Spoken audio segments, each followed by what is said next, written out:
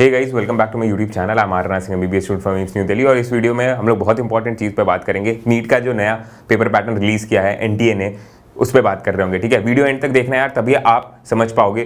कुछ basic nuances हैं paper pattern में जो मैं अपने साइड से आपको बताना चाहता हूं ताकि आप पेपर में अच्छा कर सको।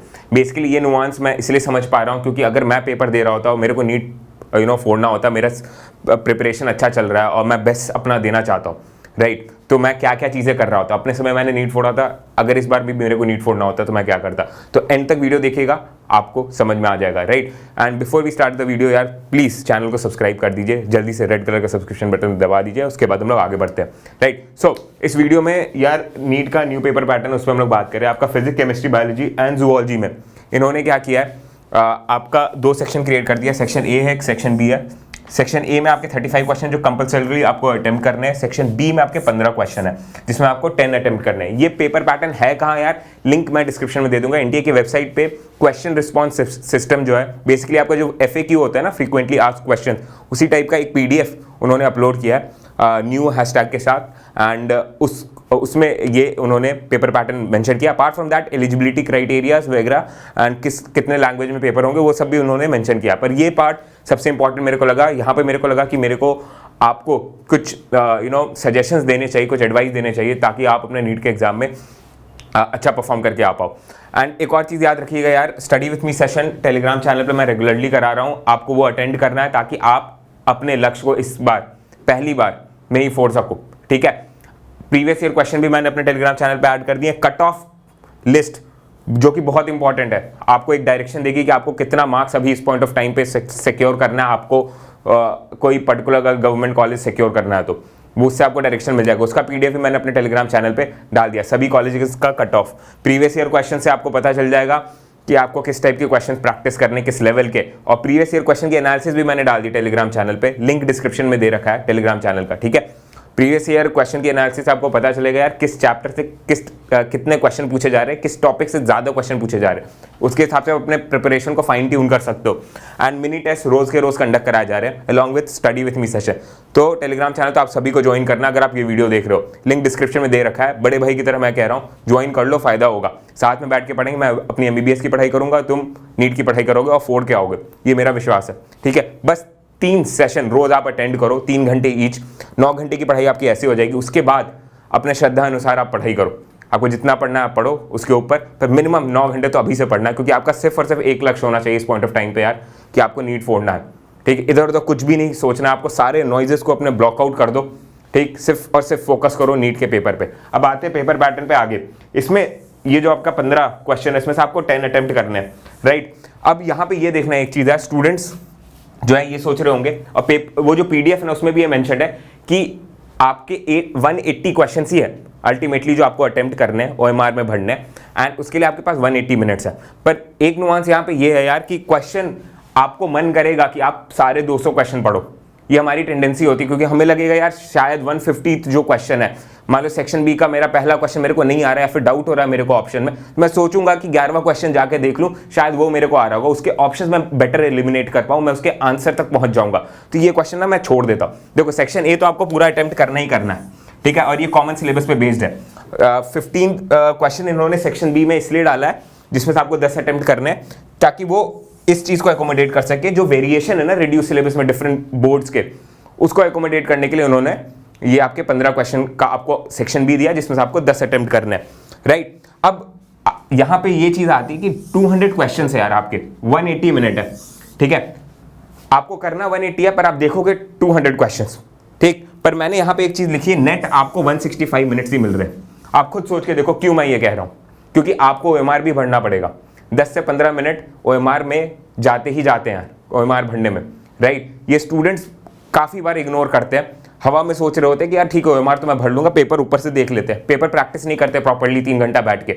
और जब ओएमआर भरने की बारी आती है तो वो टाइम कंज्यूमिंग होता है, और वे क्योंकि इस बात को पहले अकाउंट में नहीं लिए हैं, वो एंड में क्या करते हैं, हड़बड़ी मचा देते पेपर में और गड़बड़ हो जाता है उनका पेपर, ठीक है। कई स्टूडेंट्स पेपर पूरा कंप्लीट कर लेते हैं पर क्योंकि 180 मिनट्स में पूरा पेपर अटेम्प्ट कर रहे होते हैं वो, एंड ओएमआर का टाइम वो क्योंकि दिमाग में नहीं रखे होते हैं, सो कुछ ना कुछ क्वेश्चंस उनके बबल फिलिंग टाइम में निकल जाते हैं, राइट, वो भर नहीं पाते उन क्वेश्चंस को, उन क्वेश्चंस का बबल।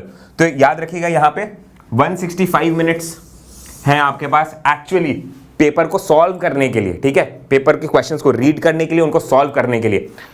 और ये 165 मिनट्स में आपको 200 क्वेश्चंस रीड करने हैं या फिर सॉल्व करने, क्योंकि आप देखोगे, पक्की बात है यार, आपका मन नहीं मानेगा, मन करेगा आपका पूरा क्वेश्चन रीड करने का, क्योंकि आपको लगेगा ही लगेगा यार शायद कोई क्वेश्चन हो उन 15 क्वेश्चन में से, कोई ऐसा क्वेश्चन हो जो कि इस क्वेश्चन को जो मैं अभी अटेम्प्ट कर रहा हूं उसको सब्स्टिट्यूट कर सके।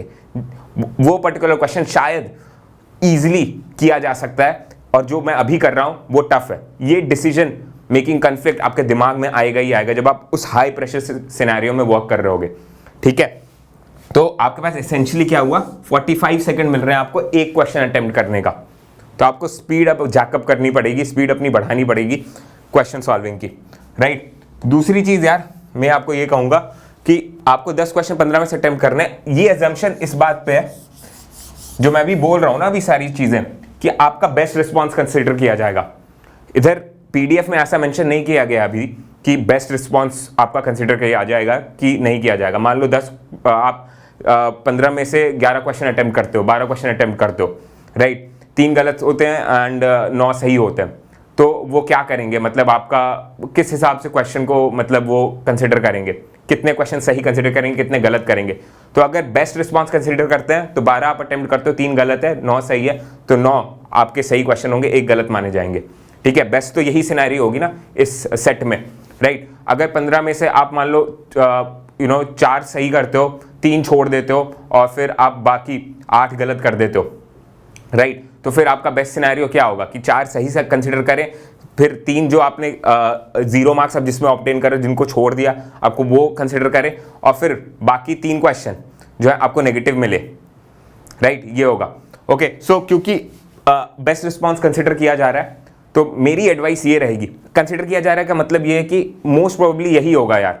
अभी क्लैरिफिकेशन नहीं आई, हो सकता है क्लैरिफिकेशन में ये आ जाए आपको कि 15 क्वेश्चन जो आपको अटेम्प्ट करने हैं सेक्शन बी में, ठीक, उसमें से आपको सिर्फ और सिर्फ 10 के ही बबल भरने, उससे एक ज्यादा नहीं एक कम नहीं, ऐसा पता नहीं क्लैरिफिकेशन हो सकता है कि एक ज्यादा बबल आपको नहीं भरना, एक कम का तो ऑप्शन नहीं देंगे, ऑब्वियसली आप क्वेश्चन छोड़ सकते हो आपकी मर्जी, पर एक ज्यादा बबल आपको नहीं भरना, राइट। तो ये काफी ग्रे जोन है, इस पर मैं ज्यादा कमेंट नहीं करूंगा, पर मैं ये आपको जरूर कहना चाहूंगा कि आपको सभी क्वेश्चन विजिट करने हैं, ठीक है, क्योंकि 10 अल्टीमेटली तो आप क्या चाहते हो, अपने लिए बेस्ट रिजल्ट चाहते हो, राइट। तो आप पूरे 15 क्वेश्चन देखोगे और उसमें से डिसाइड करोगे कौन से 10 आपको करने हैं, और उन 15 क्वेश्चन को देखने में आपका टाइम जाएगा, जो कि पहले नीट 2020 के एस्पिरेंट और नीट 2019 या उससे पहले के एस्पिरेंट्स का नहीं जाता था। इस बार ये एक यूनिक सिचुएशन है, पहली बार आप ऐसा पेपर दे रहे होगे, और आपने शायद जितने भी मॉक पेपर अभी तक अटेम्प्ट किए उसमें ये सीन था कि आप पूरे 180 क्वेश्चंस 180 मिनट में अटेम्प्ट करते थे, अब आपके पास 200 क्वेश्चन है 180 मिनट में,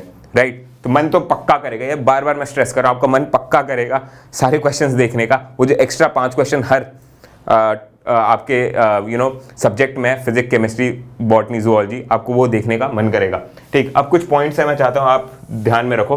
पहला चीज, आपको फुल सिलेबस अपना रिवाइज करना है, क्योंकि आप सभी क्वेश्चंस को रिव्यू करने वाले हो एंड में पेपर में, ठीक है। तो ऐसा नहीं होना चाहिए कि प्रिपेयर करते समय आप ये सोचो कि मैं रिड्यूस सिलेबस के हिसाब से प्रिपेयर कर रहा हूं, पर एग्जाम में जाके पूरा देख के आऊंगा, कि हो सकता है कि वो 15 में से कोई 12वां क्वेश्चन मेरा बेटर हो सेकंड क्वेश्चन के कंपैरिजन में, जो कि मेरे से नहीं हो रहा है, ओके, ये चीज हो गई। तो इसलिए आपको पूरे फुल सिलेबस के रिवीजन पे ध्यान देना है, ये दिमाग में रखना, ठीक। फिर अगर आप question bank, previous year question और टेस्ट पेपर सॉल्व कर रहे हो तो प्लीज मेक श्योर कि अब से आप उसको स्टॉप वॉच पे कर रहे हो, ठीक है। आपको स्टॉप वॉच पे सॉल्व करना है, आपको आदत अभी से डालनी है, क्यों, क्योंकि आपके पास सिर्फ और सिर्फ 45 सेकंड है अब पर क्वेश्चन, राइट। 45 सेकंड है आपके पास हर क्वेश्चन के लिए, उसको रीड करने के लिए, ठीक है। OMR का टाइम बाद में, ठीक है, OMR भरने का टाइम 10-15 मिनट मैं साइड में कंसिडर कर रहा हूं, क्वेश्चन को रीड करने का, ऑप्शन रीड करने का, उसको सॉल्व करने का, आंसर तक पहुंचने का आपके पास 45 सेकंड का टाइम है, 1 मिनट का टाइम मत कंसिडर करना, ठीक है।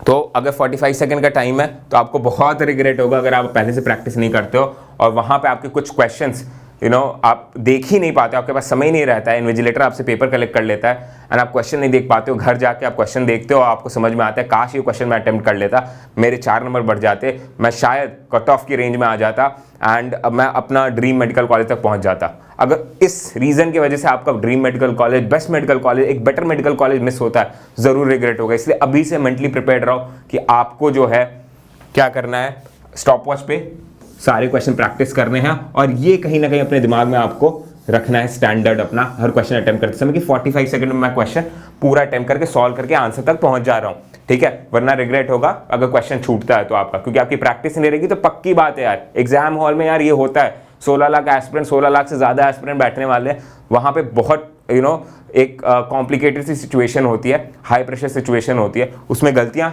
बनती हैं। जो लोग अभी भी 700 स्कोर कर रहे हैं ना मेरे टेस्ट सीरीज में, वो भी हो सकता है कम सिक्योर करके आएंगे उस पेपर में, क्योंकि high pressure situation silly mistake होती इनएविटेबल होता है, आप भी जानते हो ये चीज़, राइट।